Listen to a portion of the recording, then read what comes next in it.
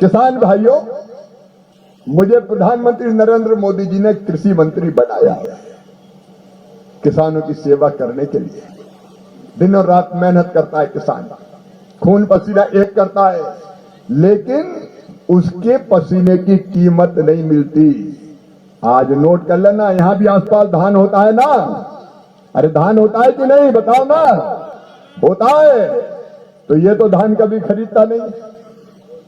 हेमंत सोरेन, कांग्रेस की सरकार, जेएमएम की सरकार, किसान कौन कौन है जरा हाथ उठाए, किसान जो हो, खेती करते हो। तो सुनो मेरे किसान भाइयों, कृषि मंत्री मामा कह रहा है तुम्हारी धान आने दो, भाजपा की सरकार आते ही 3100 रुपया क्विंटल धान खरीदी जाएगी, 3100 रुपया क्विंटल। बोलो किसान को पसीने की कीमत मिलनी चाहिए कि नहीं? हम छत्तीसगढ़ में खरीद रहे हैं जहां भाजपा की सरकार है, जाके देख लीजिए। और इसलिए धान की पूरी कीमत दी जाएगी। और एक बात और, जब पहले भाजपा की सरकार थी तो 5000 रुपया पर एकड़, 5 एकड़ तक किसानों को 5000 रुपया एकड़ देना शुरू किया था रघुवर दास जी ने, जिसको हेमंत सोरेन ने बंद कर दिया। आज नोट कर लेना, मामा कह के जा रहा है हमारी सरकार बनाए, किसान भाइयों 5000 रुपया प्रति एकड़ की दर से अलग से आपके खाते में, किसानों के खाते में राशि डाली जाएगी। एक तरफ प्रधानमंत्री नरेंद्र मोदी जी 6000 रुपया भेजते हैं किसान सम्मान निधि। मुझे पता चला सुनील जी इनने कई किसानों के नाम काट दिए। अरे मोदी जी दे रहे थे, तुम्हारा क्या जा रहा था? 6000 रुपए किसान को मिलते, कई के नाम काट दिए गए।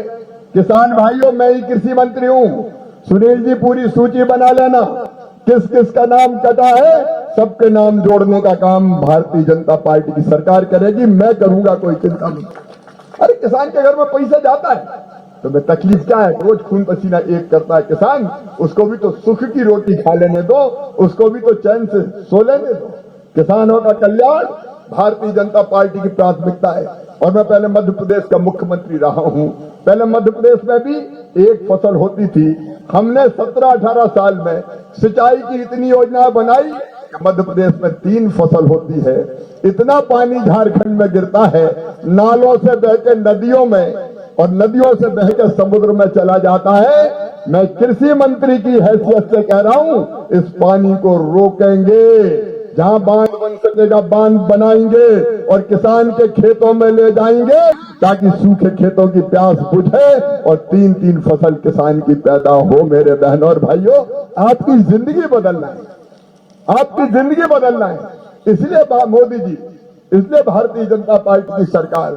और मेरे नौजवान बेटा बेटियों, तुम्हारे साथ कितना खिलवाड़ हुआ रे। 5 साल पहले कहा था, वचन दिया था 5 लाख नौकरियां 5 साल में। 5 साल निकल गए, 4 साल 10 महीना हो गए, एक नौकरी नहीं।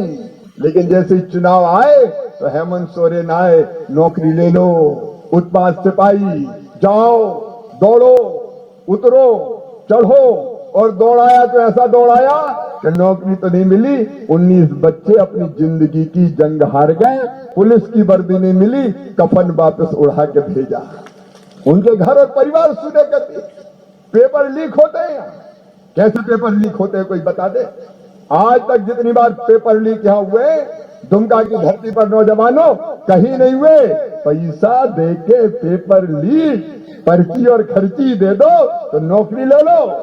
आज मैं कह रहा हूं मेरे बेटे बेटियों, पूरी जांच होगी पेपर लीक की, और पेपर लीक करने वालों को किसी भी कीमत पर छोड़ा नहीं जाएगा, जेल भेजा जाएगा, क्योंकि न बच्चों के भविष्य से खिलवाड़ किया है, बच्चों के भविष्य से खिलवाड़ किया है। गलत परीक्षा रद्द होगी। और इसके साथ सुन लो मेरे बेटे बेटियों, प्रण है, संकल्प है भारतीय जनता पार्टी का। कैबिनेट की पहली बैठक में 2,87,000 जो भर्ती है, खाली पद है, उनकी भर्ती निकालेंगे और तारीख बता के कि इस दिन परीक्षा होगी, इस दिन रिजल्ट आएगा और इस दिन नियुक्ति पत्र दे दिए जाएंगे। हम सही में ठीक ढंग से ईमानदारी से नौकरी देने का काम करेंगे ताकि बच्चों का भविष्य बेहतर बन सके।